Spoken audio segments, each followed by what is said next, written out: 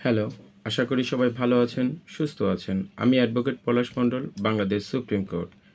একটি দলিল সংশোধন করার চাইতে একটা দলিল যখন করবেন, করার আগে একটা বিষয় খুব ভালোভাবে খেয়াল রাখতে হবে।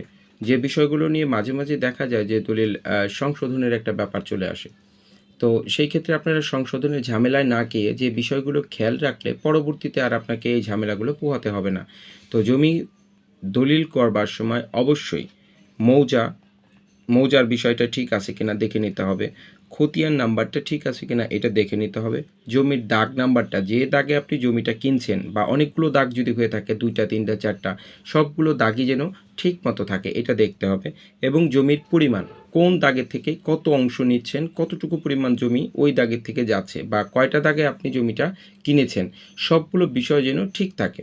নাম্বার ৫ যে বিষয়গুলো হচ্ছে জমির প্যান্টাগ্রাফ বা হাত নকশা বা যেটাকে আমরা চৌহদ্দি বলি, চৌহদ্দিটা একটা সম্পত্তির চৌহদ্দি কিন্তু অনেক গুরুত্বপূর্ণ বিষয়।